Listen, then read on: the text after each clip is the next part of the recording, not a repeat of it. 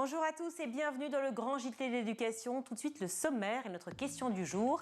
Un allègement du protocole sanitaire, oui, mais à quel prix? Eh bien, les mesures annoncées par Jean-Michel Blanquer en bonne et due forme cette fois-ci sont-elles bien accueillies par les personnels d'éducation? On en débat tout de suite avec nos invités.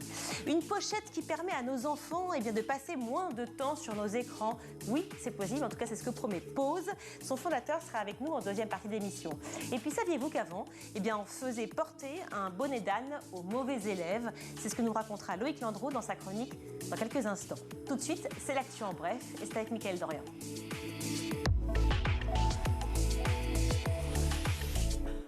Bonjour Mickaël. Bonjour Virginie. Alors on commence avec le nouveau protocole sanitaire dans les écoles et la question du masque encore et toujours au cœur de l'actualité. Le masque qui ne sera plus obligatoire en extérieur, donc en récréation, c'est ce qui a été annoncé la semaine dernière, sauf que ce dimanche sur France Inter, Jean-Michel Blanquer a expliqué qu'il réfléchissait à un possible retrait du masque également en intérieur. Mais lorsqu'on lui demande si ça pourrait se faire pour la rentrée des vacances de février, voici ce qu'il répond. Non, je ne pense pas, parce qu'il faudrait pour cela avoir franchi encore plusieurs paliers de la situation sanitaire.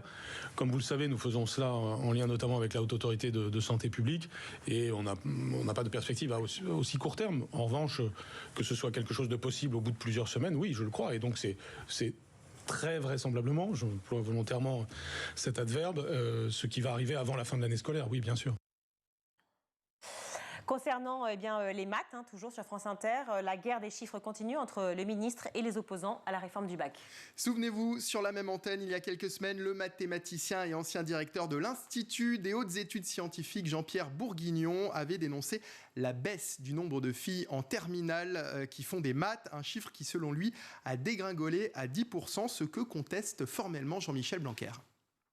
Il y a une phrase qui est extraordinaire, voire extravagante dans ce qu'on entend. C'est quand Jean-Paul Bourguignon dit « Il semble que on soit passé de la moitié des filles en terminale S à 10% dans l'enseignement spécialité ». Cette phrase, elle a été retweetée des milliers de fois.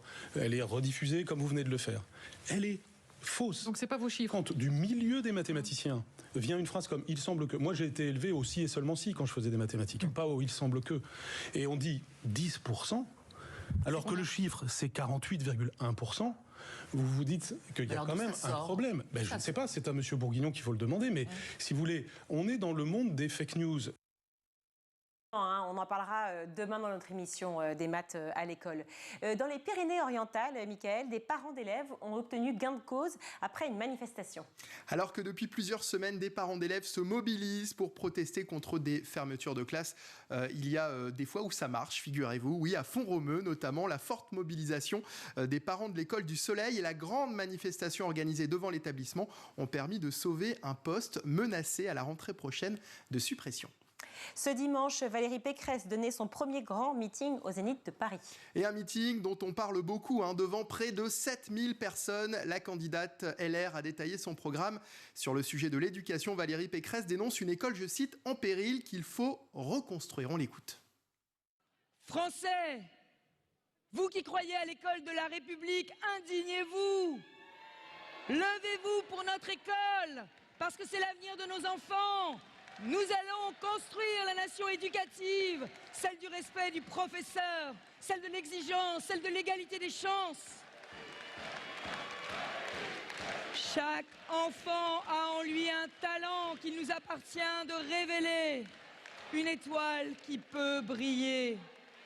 Alors oui, le français et les mathématiques seront les deux grandes causes éducatives de mon quinquennat, car il n'y a pas de cause plus noble que de transmettre les lumières du savoir. Alors eux ne sont pas candidats à la présidentielle, mais ils ont prévu d'aller dans les écoles pour parler écologie. Il s'agit d'un groupe que j'aime beaucoup d'ailleurs, qui s'appelle Trio.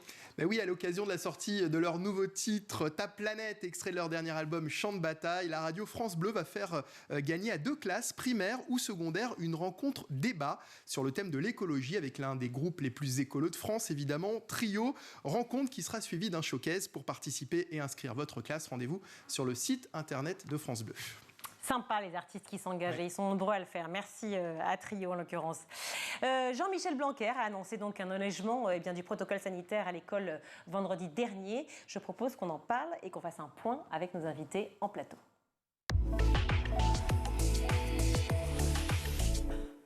Et pour en parler, j'accueille Aurélie Taquilin. Bonjour. Bonjour. Merci d'être avec nous. Vous êtes conseillère régionale d'Île-de-France et conseillère municipale à Courbevoie, à côté de Paris. Vous êtes présidente du groupe d'élus à la majorité présidentielle. Face à vous, eh bien, j'accueille Laurent Zamekowski. Bonjour. Bonjour.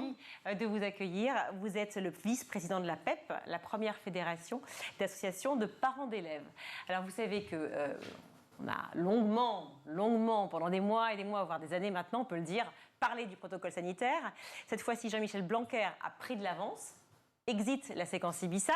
Je vois que ça vous fait sourire. Moi aussi, ça m'a fait sourire. Vous aussi, ça vous fait sourire ou pas? Oui, enfin, on a surtout eu un ministre très à la tâche, et ce qui nous permet aussi d'annoncer un protocole sanitaire très en amont. Vous êtes parfaite, Aurélie Taquilin. Vous êtes parfaite. J'ai compris.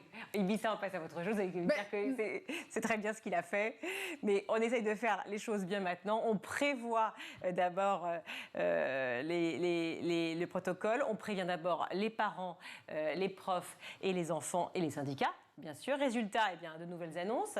Donc, le port du masque n'est plus obligatoire en extérieur pendant la récré à l'école primaire. Fini les 3 autotests, un seul à J+2 suffira. Le brassage des élèves à nouveau autorisé, notamment à la cantine. Les activités physiques et sportives pourront se dérouler en intérieur et sans masque. Qu'est-ce que vous en pensez, Laurent Zamekowski? J'en pense que tout ce qui permet de retrouver une vie normale pour les enfants est une bonne chose. Oui, mais cette vie normale-là, c'est-à-dire qu'avec en tout cas, c'est ce pas encore normal, protocole-là... mais ça va dans la direction de... Bien évidemment, on aurait aimé plus, évidemment. Mais plus, c'est quoi? Notamment le retrait du masque en intérieur. Après, si ça n'a pas été fait, c'est qu'il y avait une raison. Nous, en tant que fédération de parents d'élèves, on n'est pas là pour commenter la raison, parce qu'on n'a pas de compétences en termes sanitaires, on n'est pas des médecins. En revanche, plus tôt ça sera possible, mieux ça sera. Alors, certes, vous n'avez pas la compétence comme vous le dites, mais enfin, vous avez quand même fait quelques grèves, des grèves qui ont... Pas nous. Oui, alors, pardon, les professeurs, pardon. Pour vous, les mesures qui ont été prises par le gouvernement ont été les bonnes aussi pour les parents, pour les familles, depuis le début? Depuis le début, ça serait compliqué de pouvoir avoir un jugement global en disant tout est parfait. La question, ils ont dû certainement s'adapter au fur et à mesure avec les questions qui sont posées, en faisant des paris, des fois réussis, des fois moins réussis. Donc je ne rentrerai pas sur le fait de savoir s'ils ont été ou pas bons sur la question. Ce qui compte maintenant, c'est surtout l'avenir. Et aujourd'hui, de trouver le moyen que les enfants puissent retrouver le plus rapidement possible une scolarité sereine, donc normale. Alors, cette scolarité sereine, justement, Aurélie Taquilin, maintenant, un seul autotest va suffire. Est-ce que depuis le départ, c'était vraiment nécessaire de faire 3 autotests? En tout cas, la réalité quand même depuis 2 ans, c'est qu'on a maintenu nos écoles ouvertes, et ce n'est pas la majorité présidentielle qui le dit, c'est la Société française de pédiatrie qui nous dit que chaque journée vraiment sans école pour un enfant, c'est le risque d'un décrochage. Donc grâce à la vaccination, au pass, nous avons pu maintenir nos écoles ouvertes, le pays est resté ouvert, l'hôpital a tenu, et donc ça nous a permis d'avancer aujourd'hui, d'alléger notre protocole sanitaire. Première étape le 2 février, deuxième étape demain, et puis 3e étape à partir du 28 février, au retour des congés. Alors demain, qu'est-ce qui se passe déjà? Alors demain, vous avez effectivement des allègements sur les discothèques qui vont pouvoir réouvrir, vous avez des allègements sur le protocole dans les bars, dans les restaurants. Donc il y a des allègements parce qu'aujourd'hui, il faut dire la réalité, c'est qu'il y a une embellie sanitaire aujourd'hui. On a divisé le nombre de cas par 10 depuis la fin janvier. Le taux d'incidence est en dessous des 2500 sur 100 000 habitants. Notre hôpital a tenu, et notre boussole, ça a toujours été l'hôpital. Donc aujourd'hui, on peut aussi aller vers le retour des jours heureux parce que l'hôpital est moins en tension. Et donc, tout ça va dans le bon sens. Comme on disait, nos enfants en cours de récréation vont pouvoir enlever le masque. Les activités sportives également en intérieur sans port de masque. Et puis surtout les tests. Un seul test, un autotest à J+2. Ça encore, je pense que ça va faciliter aussi la vie des parents parce que ça avait été compliqué vraiment tout début janvier. Mais pourquoi? Parce que ça a été très difficile au niveau des pharmacies. Pour se procurer aussi il y a 2 choses, c'est-à-dire que c'est vrai les autotests. En tant que parent, je ne sais pas si vous avez des retours forcément, mais c'était quand même très compliqué ces autotests. à la fois de se les fournir, les pharmaciens se plaignaient eux-mêmes d'être des bourreaux avec les enfants, compliqué à fournir, et puis surtout, parce que bon, sans évidemment discréditer aucun parent, mais enfin bon, un autotest en disant oui, super attestation, ça a été fait, il n'a rien du tout, même si on veut être un parent vigilant et qu'on fait tout pour que ça se passe bien, peut-être qu'on ne fait pas bien ce fameux test, déjà, et d'un. Et de deux, puis on a bien vu, forcément. Mais encore une fois, je pense qu'il faut le redire, ce protocole sanitaire à l'école, il est en cohérence avec le protocole en population générale. Encore une fois, ce protocole, il a été en concertation fait avec les syndicats d'enseignants. Et puis, ce n'est pas le ministre de l'Éducation nationale qui l'a fait sur le coin de la table. C'est la Haute Autorité de Santé publique qui a également préconisé un certain nombre de choses. Donc, Alors, on parlait justement des attestations sur l'honneur. Là, ça a été assez compliqué. Pour vous, le retour des parents, ça a été quoi ? Le retour des parents, c'est que c'est déjà transférer une responsabilité sur les parents, déjà, donc, parce que effectivement, on peut se tromper quand on fait un autotest, on n'est pas professionnel. C'est en plus quelque chose de difficile à faire, notamment sur les plus jeunes enfants. Je veux dire, mettre un écouvillon dans le nez, déjà, c'est quand même très invasif. Les enfants bougent, on risque de leur faire mal. Donc ça est compliqué. Donc, de ne plus faire cette autorisation, cette attestation, pardon, ça a été un soulagement. Et je crois également aussi pour les directeurs d'école, parce que c'était une gestion qui était un peu lourde. Parce qu'il y a deux choses. Il y a à la fois effectivement la responsabilité des parents de faire le fameux test, et puis il y a l'attestation. Et c'est vrai que ce sont des choses certes liées, mais qui sont différentes, parce que c'est très compliqué pour des parents d'attester sur l'honneur qu'effectivement ça a été bien fait, que donc ils ne sont pas responsables finalement de ce qui va se passer à l'école pour leurs enfants. Ce souci de responsabilité-là, vous l'avez pris en compte?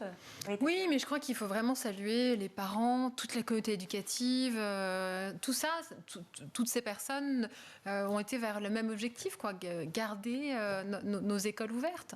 Encore une fois, ça aurait été plus simple peut-être de fermer nos écoles. Nous, on a fait ce choix, cette fierté française, parce que quand on voit ce qui se passe en Europe, en Allemagne, en Italie, aux États-Unis, là encore, ça a été difficile, ça a été un moment difficile, mais là, on va vers un allègement. Donc j'entends très bien que ça a été formidable. Je pense, je vais vous dire, franchement, ça a été très compliqué pour les parents sur le mois de janvier. Oui. Moi, je me suis baladée dans les écoles de ma commune à Courbevoie. J'ai bien senti cette lassitude, cette nervosité des parents.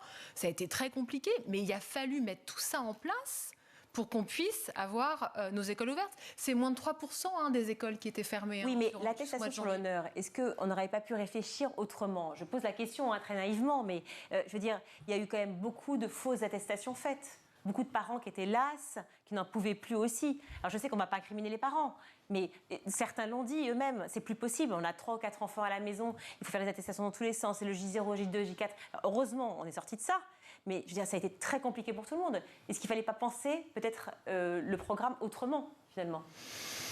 C'est un peu difficile de refaire les choses une fois passées. Encore une fois, je le redis, ça a été difficile pour les parents, pour la communauté éducative qui a tenu depuis 2 ans nos écoles ouvertes.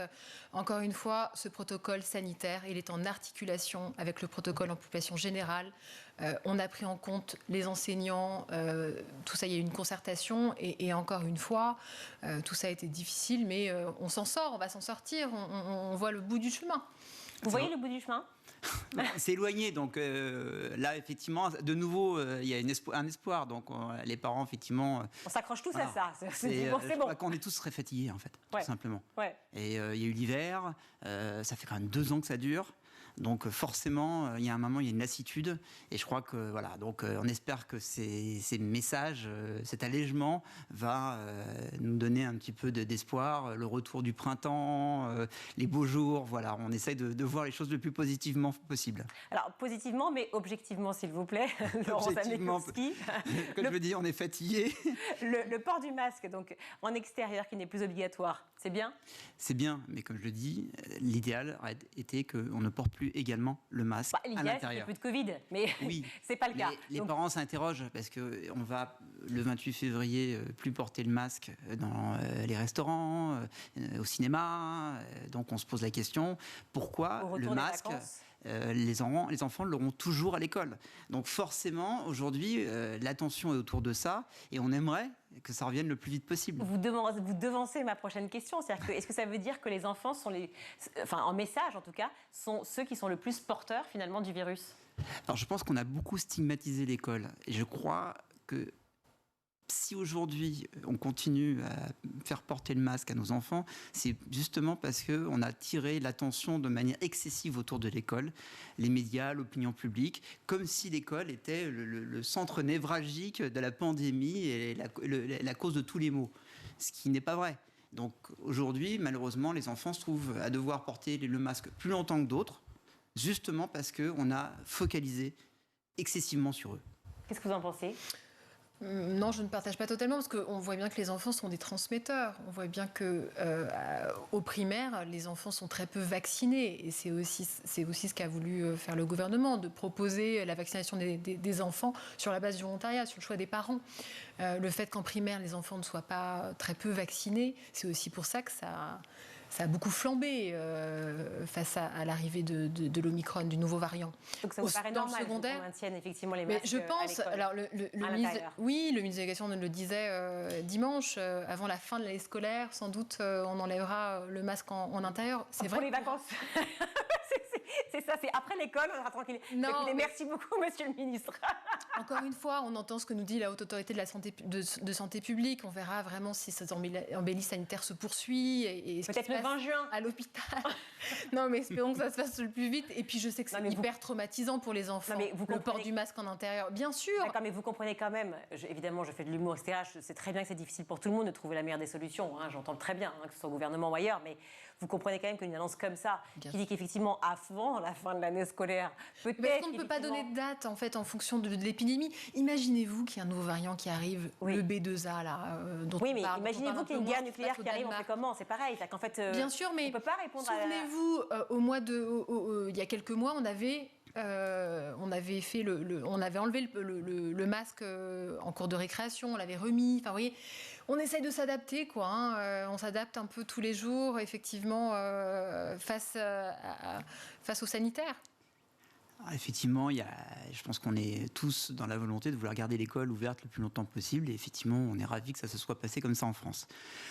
Aujourd'hui, on sait tous aussi qu'effectivement, à l'école, il y a de la contamination, mais on n'a pas attendu le Covid pour ça. Je crois que des épidémies de bronchiolite, de gastro-entérite et toutes les choses, chaque hiver, ça arrive beaucoup.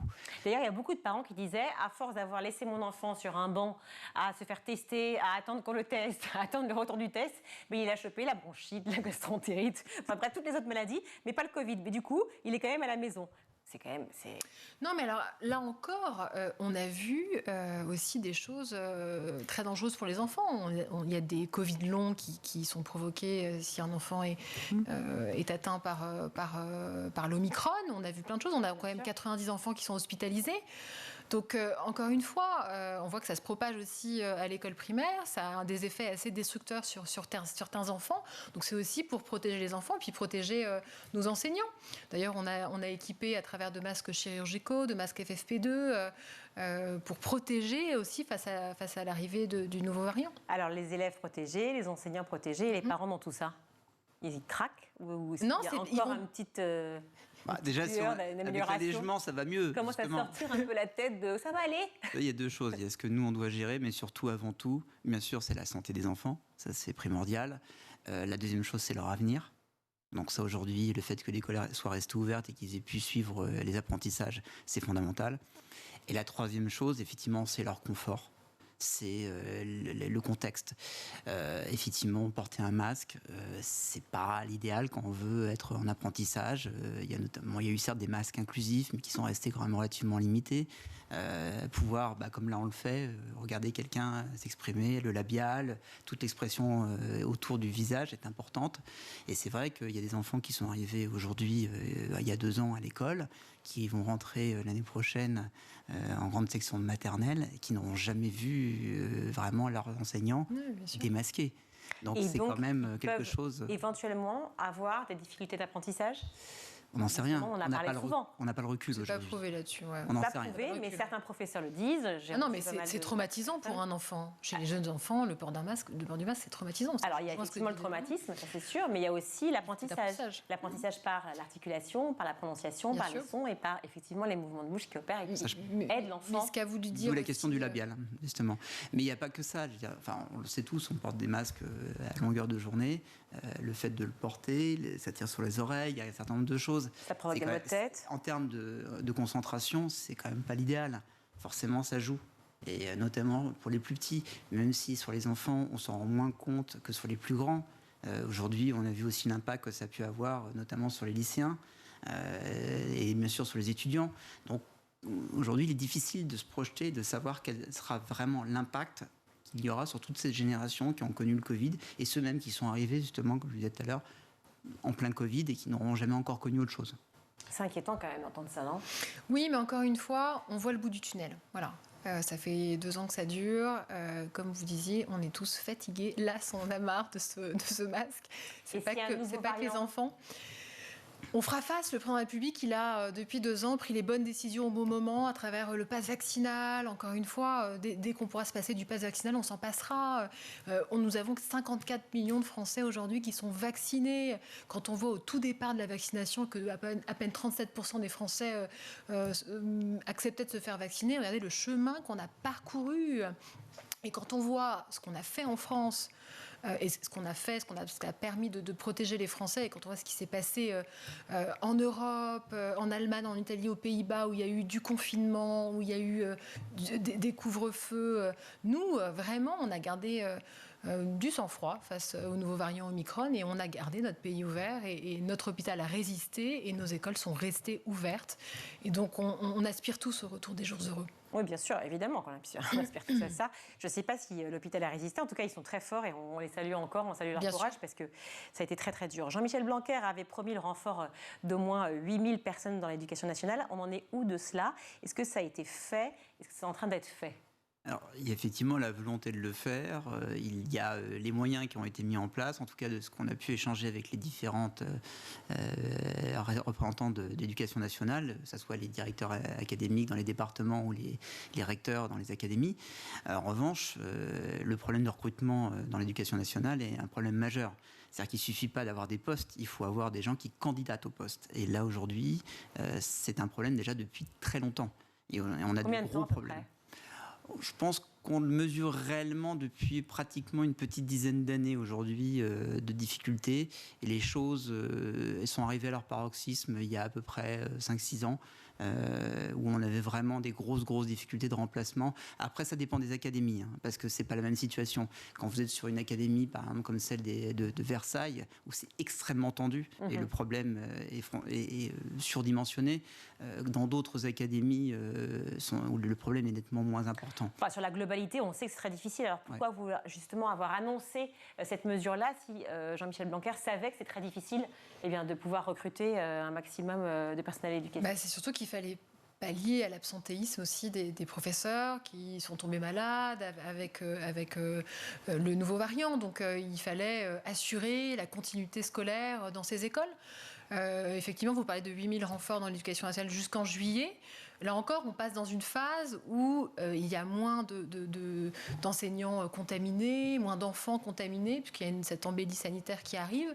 Donc je pense que ça sera moins préoccupant dans les semaines à venir. Mais faire une annonce comme ça, si elle n'est pas possible, si elle n'est pas effective, à quoi ça sert ? Alors, encore une fois, elle a été effective. On parlait de 3000 renforts, il y avait des assistants d'éducation aussi qui ont été déployés dans les écoles. Non, je crois qu'on a tenu, on a encore une fois tenu, puisqu'on a moins de 3% de nos écoles qui sont restées fermées.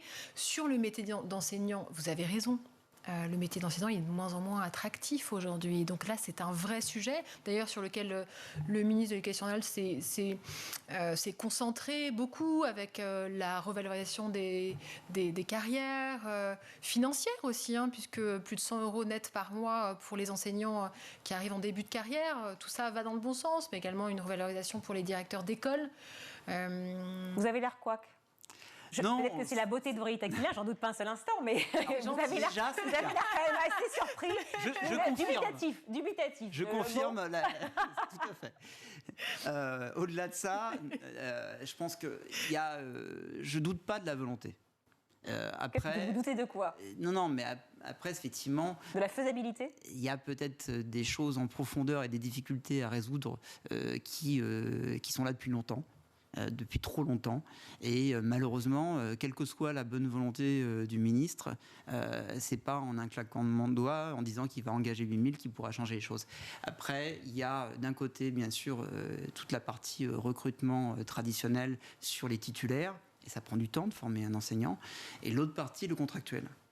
Et là, aujourd'hui, il y a en gros des critères qui sont assez, on va dire, je crois que c'est Bac plus 3 dans le primaire et Bac plus 4 dans le secondaire, avec un casier judiciaire vierge. D'ailleurs, si des gens écoutent, venez postuler, parce qu'on a besoin de monde. En revanche, après, la difficulté, c'est effectivement, parmi les contractuels, il y en a qui vont postuler, qui vont s'avérer extrêmement bien. On a des belles découvertes, et puis des fois, ça, c'est comme ça partout, colle je moins vous bien. rassure. Non, mais parce que c'est pareil en télévision. Le problème, c'est qu'ils n'ont pas reçu cette formation parce qu'il y a d'un côté savoir des choses et la capacité à le transmettre. Bien sûr. Et la pédagogie. C'est le principe d'un enseignant. Voilà. Je voudrais juste revenir sur la forme, sur les annonces qui ont été faites et sur le dialogue général, dialogue vis-à-vis du gouvernement et vis-à-vis évidemment des familles, donc parents, enfants et des professeurs. Alors là, on voit que, donc, je disais en tout début, l'annonce effectivement a été soignée, l'allègement du protocole a été fait en temps et en heure, si je puis dire, ou du moins suffisamment en avance pour qu'on s'y prépare, pour qu'on ne soit pas content, mais en tout cas qu'on respire en se disant qu'à la fin des vacances scolaires, peut-être qu'il y aura cet allègement. Le Parisien n'a pas eu le scoop cette fois-ci. Oui, exactement. Est-ce que les syndicats, et donc du coup la PEP... La PEP n'est pas un syndicat. Pardon, la PEP, c'est une fédération. De parents d'élèves. Fédération, pardon, c'est moi qui me trompe là, vous voyez. Alors, est-ce que du coup la PEP justement a pardonné, si je puis dire, à Jean-Michel Blanquer le manquement de tact par rapport à l'annonce? On n'a pas pardonné. En revanche, on a souligné qu'effectivement, d'apprendre du jour pour le lendemain via un magazine qui d'ailleurs devait sortir le lendemain n'était pas forcément la bonne méthode. Et ça a mis un certain nombre de gens, notamment les parents, dans une situation d'organisation et de chaos. C'est tout. Après, là, effectivement, ça a été pris en compte et mis en place en amont. Donc, forcément, on le salue et on trouve ça très bien. On aimerait bien qu'on reste dans ce fonctionnement. Voilà, on aurait aimé peut-être que le ministre puisse nous annoncer peut-être une demi-heure avant la presse, mais cette fois-ci, on a eu en simultané. Vous avez vu, il a tiré vraiment des enseignements de tout ça, puisqu'il y a une nouvelle méthode de travail qui a été mise en place, une concertation avec les syndicats des enseignants, des parents d'élèves. Donc, là, on voit bien que... Oui, mais c'était important, je pense, que le ministre ait pu voir que, bon, effectivement, là, il y avait eu effectivement une... Enfin, on a eu des rendez-vous avec le ministre assez régulièrement pour la crise sanitaire. Voilà, c'est plus simple parce qu'on allège. Le dialogue était parfois, on regrette ce qu'on a pu proposer n'ait pas été pris en compte, mais on ne peut pas lui reprocher de ne pas, en tout cas, nous avoir écoutés. Oui. Dernière question, parce qu'on va devoir s'arrêter là. Est-ce que les parents d'élèves vont vouloir à nouveau voter Emmanuel Macron ? Je ne sais rien du tout. Vous avez dû remonter. Non, je pense que la question n'a rien à voir. Après, je crois que c'est des convictions qui sont indépendantes du fait d'être parent d'élèves. Il y a des parents d'élèves, déjà, des enseignants sont des parents d'élèves. Des parents d'élèves, il y en a partout, à tous les niveaux. Donc, il y a des parents d'élèves qui voteront certainement pour tous les candidats. Bon, moi, en tout cas, je ne suis pas dans les sondages opinion, mais moi, j'entends les choses, j'écoute sur le marché de Courbevoie le dimanche matin. Et moi, ce que je peux vous dire, c'est qu'ils ont quand même conscience que depuis 5 ans, on a mis de l'argent sur la table, on a renforcé notre ministère de l'Éducation nationale, plus de 5 milliards d'euros, on a dédoublé les classes dans les quartiers difficiles. Ça, c'est une mesure concrète qui a fonctionné. On a réformé le lycée, le baccalauréat, on a mis des choses pour mieux accompagner les élèves en difficulté. Il y a beaucoup de choses qui ont été faites, il y a encore du travail. Et vous savez quelles sont les annonces fortes qui vont être faites si Emmanuel Macron se déclare donc candidat? On attend toujours. Mais je vous confirme, nous on est très mobilisés sur le terrain. La majorité présidentielle, elle est sur le terrain chaque week-end, chaque semaine. On écoute les Français, on débat avec eux. Vous avez une mesure en tête ou pas sur l'éducation qui va être... Non, mais je pense que, vous voyez, vous parliez du métier d'enseignant qui est de moins en moins attractif. Je pense que ça, c'est un sujet sur lequel il faut pouvoir répondre demain. Parce que si nous n'avons pas des enseignants dans nos écoles, dans nos classes, eh bien nous pouvons Ça, c'est l'idée, mais c'est pas la mesure. Mais non, moi, je ne vous ferai pas d'annonce aujourd'hui. Et vous prêtez beaucoup d'attention. J'ai essayé d'avoir les secrets, moi. Jamais j'étais de tirer les ficelles pour avoir... Moi qui suis sur le terrain et au cœur des préoccupations et dans les écoles de ma commune, je vois bien que c'est un vrai sujet sur lequel il va falloir répondre. Merci. J'ai connu plusieurs ministres qui se sont posé la question. Pour l'instant, aucun des différents ministres que j'ai pu connaître en fonction n'a trouvé la solution. Peut-être qu'il faille... On a besoin de vous, peut-être, au gouvernement ou ailleurs, pour avoir de bonnes propositions. Vivement qu'on trouve une solution pour nos enfants. Oui, vivement, effectivement. Merci Aurélie Taquilin d'avoir été avec nous. Je rappelle que vous êtes conseillère régionale d'Île-de-France et conseillère municipale à Courbevoie, présidente du groupe d'élus de la majorité présidentielle. Merci beaucoup Laurent Zamekowski d'avoir été avec nous, vice-président de la fédération, et non pas du syndicat, pardon, la fédération d'associations de parents d'élèves, la PEP. Merci beaucoup. Restez avec nous car dans un instant, on vous fait découvrir Pause, qui est une pochette qui permet de réduire le temps passé sur nos écrans. Son fondateur sera avec nous. À tout de suite.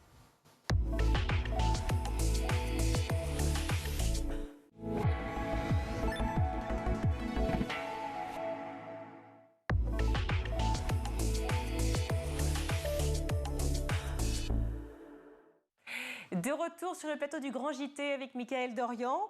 On va recevoir Alexandre Fauché. Bonjour Alexandre, est-ce que vous m'entendez? Bonjour. Ravi de vous accueillir dans le Grand JT d'éducation. Vous êtes le fondateur de Pause. C'est une pochette qui permet de réduire le temps passé sur nos écrans. Racontez-moi tout, je veux tout savoir. Est-ce que vous l'avez sous la main déjà? Oui, alors je vais vous la montrer pour commencer. Ouais. Alors, c'est pas une simple pochette. En fait, il s'agit d'aider nos ados, nos pré-ados, à passer un petit peu moins de temps sur les téléphones. Vous connaissez le sujet aujourd'hui. Je connais très bien le sujet. Je connais très bien le sujet.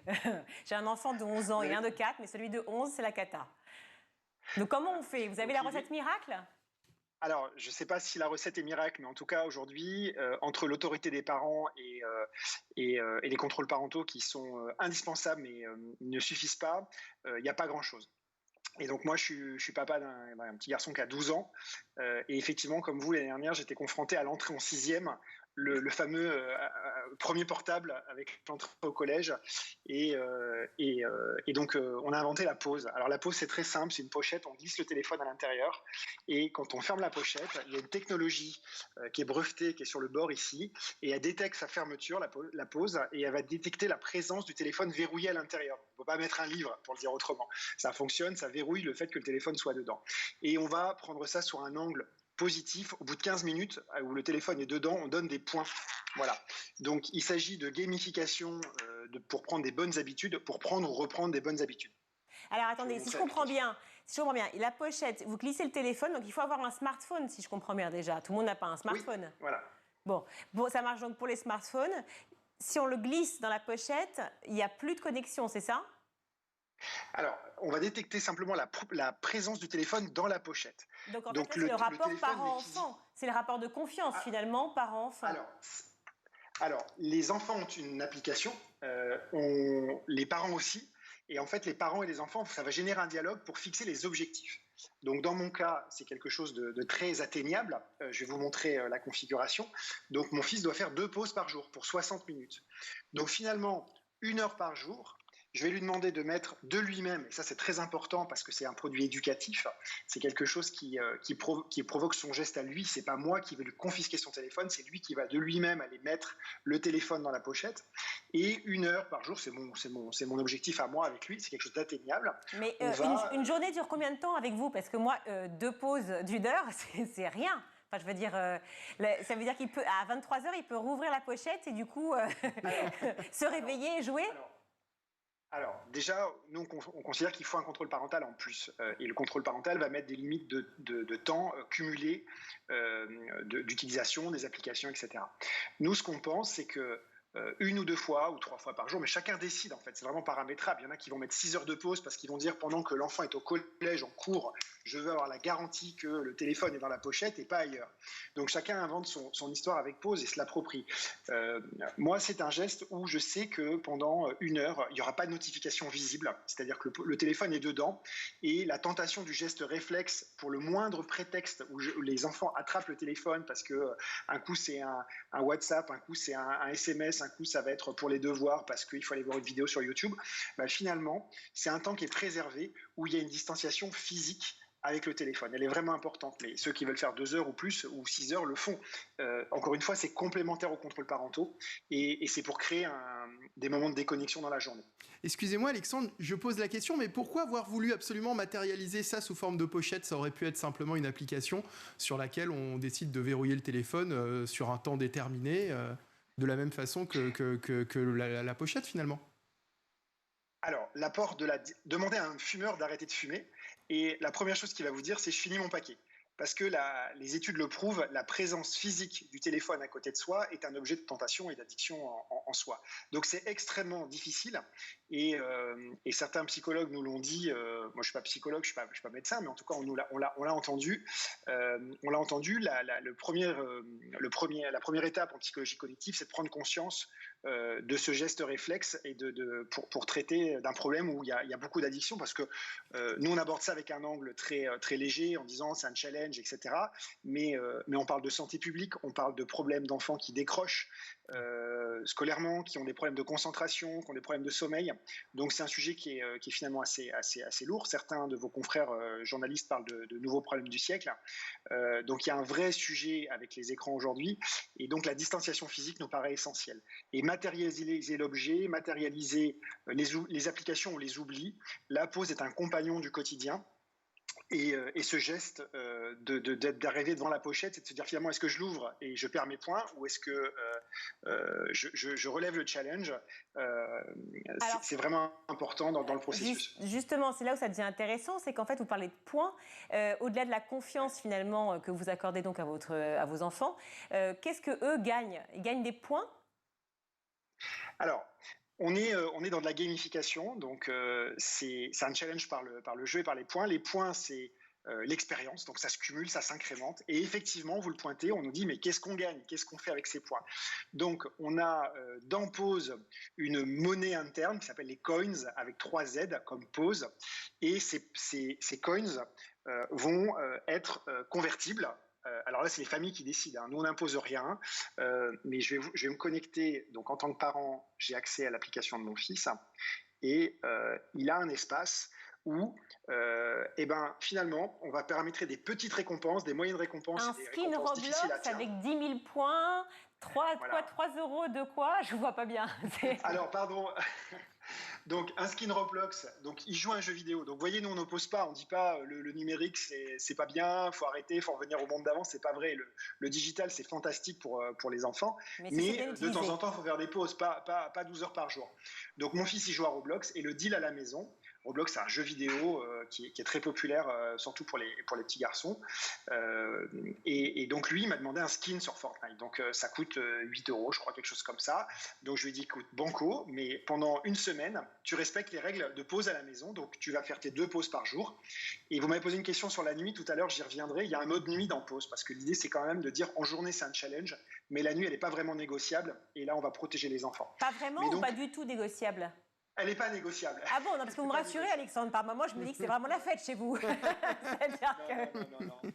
Ok, donc c'est pas négociable. Et pourquoi 3 Z? Pourquoi coins, pause? Pourquoi 3 Z? Alors c'est le Z, c'est en BD, c'est le petit apaisement, c'est le sommeil, c'est la sieste, vous savez. Voilà, donc on trouvait ça mignon comme clin d'œil, et voilà. D'accord. Tout simplement. Et cette idée-là, en fait, vous avez l'impression, bon, j'imagine que c'est révolutionnaire, forcément, mais vous n'avez pas l'impression par moment que c'est un peu la carotte, c'est-à-dire que c'est une éducation quand même qui est un peu old school, quoi. C'est-à-dire que si tu fais ça, je te donne ça, et voilà, le rapport de confiance dont vous parlez, il est là, je l'entends, mais Ouais. Comment le vivent les enfants qui ont accès à Pause? Alors d'abord, chacun s'approprie le produit comme il le souhaite. C'est-à-dire qu'il y en a avec les points, ça suffit. Et c'est le challenge avec les règles de la maison.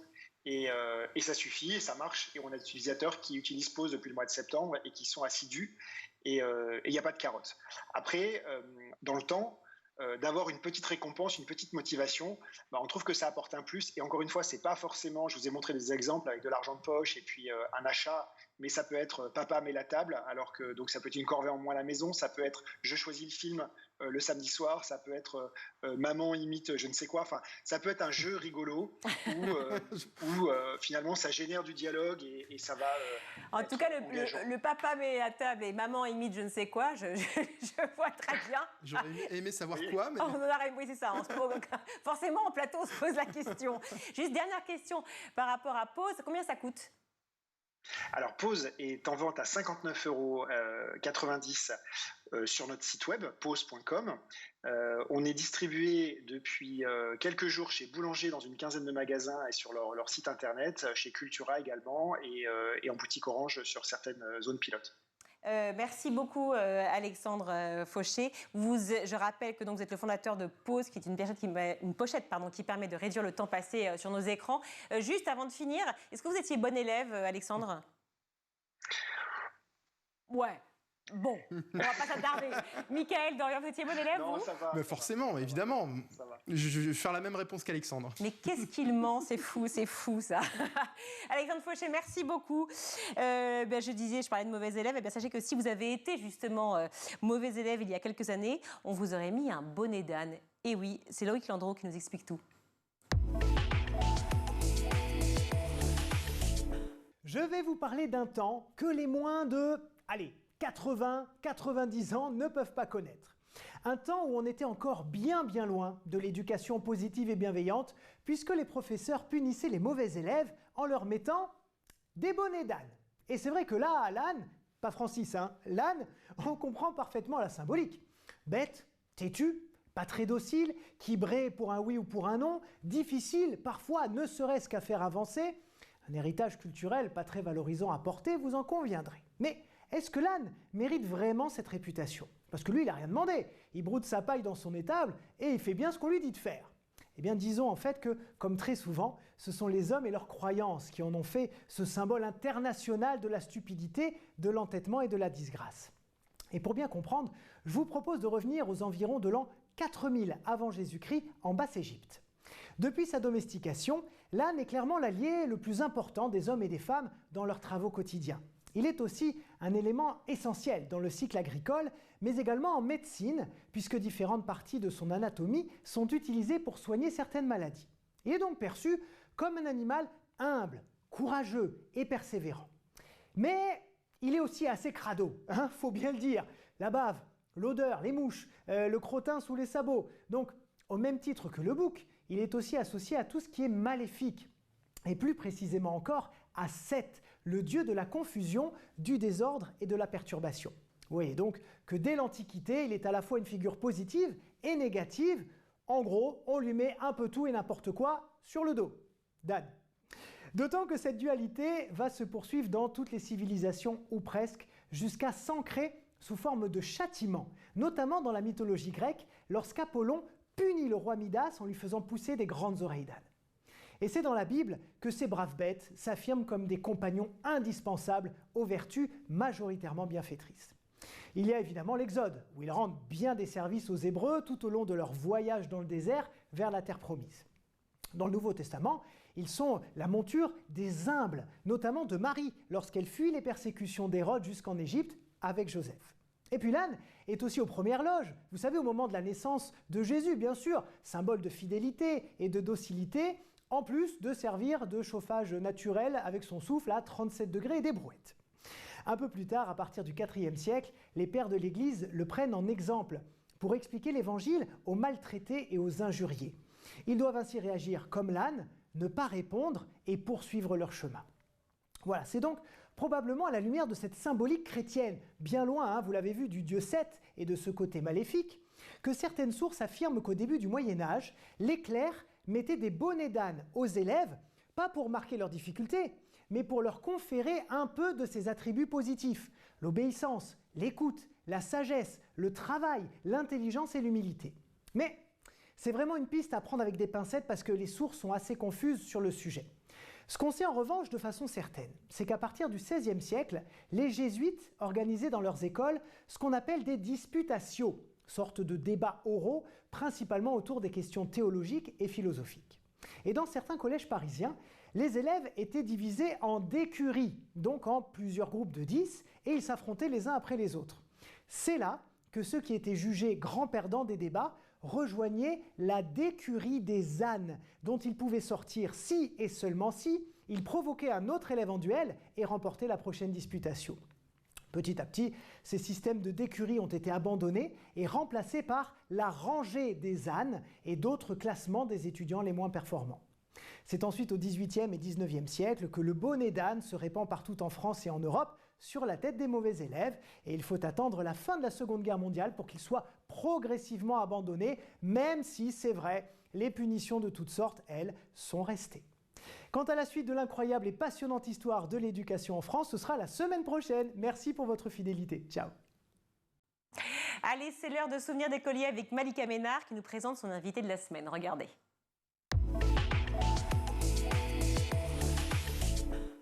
Bonjour à tous et bienvenue dans Souvenirs d'écoliers. Toutes les semaines, je reçois une personnalité qui se confie sur son enfance et sa scolarité. Et avec moi, cette semaine, Norbert Tarrer. Bonjour Norbert. Bonjour Malika. Vous avez vu, scolarité, je suis venu je sors de l'EPS. J'étais au sport, EPS, j'ai fait 2 heures de sport. Parce qu'on demande de venir habillé en tenue d'écolier. Mais la vérité, c'est que je sors du sport vraiment, mais j'étais pas au collège, mais bon. Alors vous êtes cuisinier. Oui. Animateur, comédien. Oui. On vous voit beaucoup à la télé en ce moment. Oui. Vous venez de terminer Le meilleur pâtissier, célébrité sur Gulli. Oui, et j'ai eu la chance de voir Malika Ménard nous faire un petit gâteau. Réussi. Réussi. Beaucoup de talent. Au moins, il y a eu la volonté de faire un gâteau, c'est très bien. Et puis tous les soirs sur M6 dans la meilleure boulangerie. Oui, on mange de la baguette, des croissants, enfin, plein de bonnes choses pour le corps. Et vous avez aussi lancé avec Carrefour une gamme d'ustensiles. Eh bien oui, j'ai lancé ma propre gamme d'ustensiles de pâtisserie. Je trouvais ça très intéressant de pouvoir donner aux gens une gamme assez accessible et abordable, et surtout qui est faite en Europe. Eh ouais, très bien, pas en France. 70% en Italie, voilà. Et puis le reste, j'ai dû le faire en Chine parce que les robots et puis le tapis silicone, on n'avait pas encore ça, mais bon, voilà. Bref, vous êtes débordé. Et il y a un nouveau projet en plus sur M6, je crois. Il y a un nouveau projet, il y a encore il y a un projet sûr que je tourne actuellement, il va déchirer. C'est quoi ça ? Ah, je peux pas vous le donner, mais, parce que j'ai pas encore... Mais ça va vous plaire. Ça va vous plaire, ça parle de terroir, ça parle de région, ça parle de miam-miam, et ça cuisine, ça rigole, enfin bref, c'est un super programme, vraiment. Maintenant que vous êtes OK pour remonter un petit peu dans l'enfance ? Ouais, je suis pas si vieux que ça, hein. J'ai 42 ans, mais je suis pas si vieux, hein, ça va. Non, ça va, mais c'est pas non plus hier, l'enfance. C'est-à-dire que, Oh, merci Malika. Mais pareil pour vous vous moi. vengez parce que j'étais un peu cinglant sur le gâteau. Non, mais pareil pour moi, non. Bon, plus jeune que moi, Malika, vous êtes plus jeune que moi. Rancunière. Alors, quel genre d'élève étiez-vous ? Alors, j'étais un élève, au départ, très introverti. Jeune, en primaire. Timide ? Ouais, très introverti, ouais. Et j'étais un peu terrorisé parce que j'avais les profs à l'ancienne. Vous savez, ceux qui avaient le droit de vous mettre des petits coups de règle sur les doigts, qui avaient le droit un peu... Vous avez pris des coups de règle sur les doigts ? Ouais, j'avais le droit à ça, jeune. C'est là où les profs, ils avaient encore le droit d'affirmer un peu le caractère. J'ai pas quand j'ai traumatisé, j'ai pas été battu, mais on avait le respect de l'enseignant. D'accord. Et même de la prof comme du prof. Moi, je peux vous rappeler, hein. Je vais rappeler Madame Boularouf en CP. Oui. Madame Duflo en CE1, Madame Bianchi en CE2. J'ai eu monsieur, c'est vrai, c'est pas une blague, monsieur Sifflet en CM1, CM2. Donc vous vous souvenez de tous ceux de l'école primaire, quoi. Ouais, tous. Et je peux même vous dire aujourd'hui que j'ai retrouvé un ami d'enfance, Julien Hillier, avec qui je travaille. Depuis 87, on ne s'est pas lâché. Vous étiez alors un bon élève ? Comment ? Est-ce que vous étiez... Là, j'ai une perte de mémoire, il y a un trou, il y a un tunnel, je peux vous raconter directement le collège. Introverti au démarrage, ouais. Mais après, bon élève ? Non, j'étais très mauvais. C'est là où je dis que les parents ont un rôle à jouer. Moi, en fait, comme mes parents étaient commerçants, ils étaient en décalé. Donc moi, quand je rentrais de l'école, ils étaient plutôt à la sieste ou en train de faire les comptes, parce que c'était les marchés. Et donc, j'étais un peu solo. Et je leur faisais croire que je faisais mes devoirs. En fait, je faisais que soit le premier exercice, soit le dernier. Comme j'avais toujours, soit il commençait par la fin, parce que moi, mon nom, c'est Tarrer, donc soit il commençait par la fin, ouais. Soit il commençait par le début. Donc, et au milieu, je faisais jamais mes devoirs. Premier exercice et le dernier. C'est tout. Au milieu, il n'y avait rien. Mais vos parents, ils ne se faisaient pas avoir au bout d'un moment ? Non, mais après, à l'époque, l'école, c'était vachement politisé. Hein. On disait souvent que l'école était de gauche, que c'était un peu gaucho, un peu socialo. Okay. Et moi, mes parents, ils étaient plus de la droite, quoi. Ils étaient plus donc, c'était pas grave de pas bien travailler à l'école. Je sais pas. Je pense que les parents, du moment que les enfants étaient en bonne santé et puis que tout allait bien, je pense qu'ils se souciaient pas trop des bonnes notes. Enfin, de toute façon, j'avais un gros potentiel, moi, à faire les marchés parce que depuis tout jeune, en fait, même en primaire, j'allais me cacher dans le camion de mon père. C'était un Volkswagen LT35, ouais, je m'en souviens bien, avec ma petite couette. Bonne mémoire, hein. Ouais, et je me cachais. Il avait des laboratoires au fond de la maison. Dans la cour, et je me cachais, je partais avec lui à Rungis, même les jours de semaine, et je disais à mon père, non, mon prof est pas là, donc je racontais des bobards à mon père, et je partais avec lui à Rungis, à minuit, pour aller voir le poisson. Et je le dis à chaque fois, Rungis, pour un gosse, c'est un peu comme Euro Disney. Bon, sauf que Mickey et Minnie, c'est une lotte et une dorade, donc c'est pas le même délire. Et c'était fantastique. Et mes yeux étaient... la ville, la nuit, c'est incroyable, quoi. Enfin, Rungis. Mais ce qui était fantastique, c'est quoi ? C'est de pouvoir partager des moments avec mon père, parce que je le voyais pas souvent. Parce que vos parents étaient séparés ? Non, même pas encore, pas à cette époque, pas primaire, non, tout allait bien. C'est que je voyais pas souvent mes parents, c'est un métier difficile, les métiers de commerçant. Donc mon père commençait à minuit et il finissait à 15h, 16h. Donc moi j'arrivais de 16h à 16h de l'école, je le voyais peut-être le lundi. Rapidement, et le dimanche après-midi. Donc c'est eux qui m'ont inculqué le travail et la valeur du travail et des efforts à fournir pour pouvoir réussir. C'est la fin de ce numéro. On se retrouve demain, toujours en compagnie de Norbert, pour la suite de ses souvenirs d'écolier. À demain. Tout de suite, c'est meilleur de School TV avec le Zap.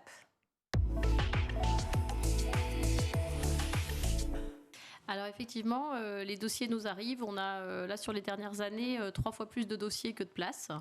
Donc on étudie, c'est un savant mélange pour avoir à peu près, pour répondre à qu'il y ait des élèves des 3 départements, donc Seine-Saint-Denis, Val-de-Marne, Seine-et-Marne, répondre aux 55 à peu près plus de la moitié de boursiers et également des élèves en quartier politique de la ville. Donc les dossiers sont étudiés manuellement par nos secrétaires qui classent les dossiers en fonction des critères. Filles, garçons, la répartition des départements, des boursiers et l'appétence scolaire est prise en compte. Donc l'appétence scolaire, voilà. Ils sont obligés de faire une lettre de motivation. Et cette start-up qui nous met le pied à l'étrier en matière de sport, c'est la vôtre, Nathalie Paquet, Sporty Papers, qui veut pimenter la pratique sportive par le jeu. Mais comment exactement ? Eh bien, c'est très simple. On utilise les codes du jeu vidéo, les codes du jeu de manière générale. On joue depuis notre enfance pour amener les gens à bouger, à faire du sport. Donc, on a une application qui va permettre de bouger et on va récupérer les mouvements de son corps à travers le smartphone, la caméra de son smartphone. Et ensuite, ça va être retranscrit sur l'écran de l'ordinateur à travers un petit avatar qui fait exactement nos mouvements et donc qui nous embarque dans des aventures. Hervé. Ouais, juste une petite anecdote, vous parlez de préjugés tout à l'heure. On est dans le 93, à la Cité des 4000, on pourrait rapidement avoir des clichés, vu ce qui s'est passé en 2005 par exemple. Et quand je suis arrivé à l'école, j'ai pris la décision que les entreprises viennent nous voir, viennent à notre rencontre. Et on a organisé, on le fait de plus en plus régulièrement, ce qu'on appelle des job coaching. Donc des gens comme vous, comme moi, font passer des entretiens de recrutement à nos jeunes, grandeur réelle, de telle façon à les entraîner pour que l'instant T, ils soient prêts. Et puis on a été contacté par une grande banque qui nous a dit, dans le cadre du RSE, on aimerait faire une action pour vous. Et une banque dans le 16e arrondissement. Et je leur ai dit, écoutez, on peut organiser une demi-journée avec nos jeunes pour les entraîner. Et donc on a 18 RH d'une grande banque du 16e qui arrivent. Ils sont venus à 18 ? Oui, 18. Waouh. Ils sont venus à 18. Ils n'ont pas rigolé. Non, encore moins, pas ce que je veux dire. Ils sont arrivés à la Courneuve, dans la Cité des 4000. Ouais. Au mois de février, à 8h30 le matin, il fait encore très sombre. C'est pas très accueillant, c'est un peu glauque, la Cité des 4000. Mais une fois qu'on est chez nous, on y est très bien. Ouais. Et donc, j'invite tout le monde. Donc, les gens sont arrivés avec leur code vestimentaire de la banque, tailleur pour les femmes, costume pour les hommes, entrent dans l'école et j'amène tout ce groupe à l'étage où les jeunes les attendaient. Et malheureusement, sur la vitre qui montre au niveau de l'escalier, il y a des impacts de balles. Parce que c'était un peu chaud il y a quelques années. Et je dis, voilà, ce sont des impacts de balles. Les gens se sont décomposés devant moi. Ils disaient, mais je ne monte pas, quoi. Je vais me faire massacrer si je vais là-haut. S'il y a des trous là-haut, je n'y vais pas. Ouais. Et en fait, ce qu'ils ne savaient pas, c'est que nos jeunes qui étaient en haut étaient morts de trouille. À l'idée de rencontrer des gens qui venaient de Paris intramuros. Pour eux, c'est pas possible d'y aller. Ouais, d'une grande banque, des RH. On va pas se comprendre, on va pouvoir se parler, on n'a rien à se dire, quoi. Et en fait, ça a été une réussite totale. En sortant de cela, les RH disent, on veut le refaire, vos jeunes sont hyper motivés, ils sont hyper agréables, ils ont un bon potentiel, on veut continuer à vous aider. Donc, on parlait de préjugés. Le meilleur moyen de faire tomber les préjugés, c'est que les gens se rencontrent. C'est d'organiser des rencontres. Bah oui. Ça apporte aux élèves un contexte favorable pour après la poursuite d'études. Et puis ça offre ce que tous ne pourraient pas avoir chez eux. Hein, je veux dire, l'équitation, en ayant 55% d'élèves boursiers et la majorité venant de quartiers politiques de la ville, l'équitation, c'est quand même rare. Hors d'accès. Oui, c'est hors d'accès. Et puis en plus, les centres équestres, c'est assez rare en cité. Hein. Donc c'est vrai que là, nos élèves, tous les collégiens ou tous les lycéens qui le souhaitent, s'inscrivent et peuvent bénéficier de séances d'équitation prises en charge par l'internat. Pareil pour la culture. Pareil pour la culture. Donc toutes nos sorties sont gratuites et pour les élèves, donc prises en charge par l'internat et gratuites pour les familles. Normalement, on essaye que tous les élèves de la 6e à la terminale puissent avoir au moins une sortie scolaire dans l'année. Voilà, alors là, ça fait 2 ans que c'est un peu perturbé par le Covid, mais hors Covid... Vous y arrivez. Et on fait, en plus, là, depuis qu'il y a le Covid, on s'est un peu diversifié et on fait venir des troupes de théâtre. Là, aujourd'hui, il y a une troupe qui vient et qui fait une représentation pour tous les 6e. Ils vont jouer quoi ? Il y a La Parure. Et il y a une pièce de Molière cet après-midi pour les 6e. Voilà. Formidable. La troupe vient à nous. C'est l'anniversaire de... Ce qui nous permet quand même de faire venir la culture à nous quand on ne peut pas y aller. Notre corps devient la manette, démonstration peut-être. Ah oui, avec grand plaisir. C'est Nathalie qui devient la manette Attention. de façon extrêmement pragmatique sur donc ce là, plateau. Je choisis mon jeu, donc je vais choisir face libéraux. Je peux jouer partie en ligne, donc à plusieurs. Ça va aller chercher d'autres joueurs en ligne. Et pour aller plus vite, je fais le mode solo, donc je lance la partie. Et donc je vais devoir, attention, courir sur place et squatter. Et après, je devrais courir, sauter. On ne fera pas tout, hein, c'est un 7 minutes workout. Donc voilà, là je cours. On est avec vous, vraiment on vous supporte. Et là je squatte, voilà, et je suis passée en dessous. Voilà. Tout ça grâce au Et si je passe pas, voilà, mais attendez, je vais vous en faire un sans passer dessus. Voilà, et hop, je me prends l'obstacle. Clairement, l'obstacle on porte bien son nom. Il y a quelqu'un qui arrive derrière moi. D'accord. Voilà. Et plus je cours vite, plus mon personnage court vite. Ouais. Bel exercice de cardio. Ouais, ça marche bien. Heureusement, on n'a pas aussi mal que si on se prenait la barrière. Encore. Exactement. Belle démonstration, en effet. On s'aperçoit dans notre quotidien que les jeunes qui arrivent dans notre école arrivent souvent avec des projets qui sont sous-évalués par rapport à leur potentiel. Pendant des années, Vous avez des exemples ? Oui, on a des jeunes qui arrivent et qui disent « Moi, je veux travailler employé libre-service ». D'accord. En fait, ce jeune a des compétences en communication, tu pourrais t'orienter sur autre chose, etc. Mais ils se sont tellement... C'est-à-dire qu'il arrive avec des croyances limitantes, c'est ça ? Et les préjugés, les étiquettes ? Les préjugés, les étiquettes, son parcours. Pendant des années, on lui a dit « T'as bon à rien, t'arrives à rien faire de ta vie », qu'à un moment donné, il l'intègre. D'accord. Donc lorsqu'il arrive chez nous, et Irina parlait de la phase d'intégration, dans cette phase d'intégration, le boulot des équipes, c'est de redonner confiance aux jeunes, dans les institutions, dans l'adulte, et de redonner confiance en soi. Alors justement, quelle est la recette ? Quels sont les mots utilisés ? C'est des gestes, c'est des mots, quelques paroles, gestes, mots, attitude, écoute, empathie. On part du principe où le jeune arrive avec un parcours qui est derrière lui, on le prend comme il est, tel qu'il est, on ne le juge pas. Et on travaille avec lui de façon très étroite. Chaque jeune a un formateur référent qui le suit tout au long de son parcours. Oui. Vous parliez du plan individuel de formation tout à l'heure, qui est revu en fonction de l'évolution en compétences des stagiaires. Et on a des stagiaires qui voient leur projet évoluer en cours de parcours. Mickaël, c'est la fin ? Déjà. Oui, mais on se retrouve demain. Avec plaisir. Mais bien entendu. Et puis en rediff sur schooltv.com. À demain.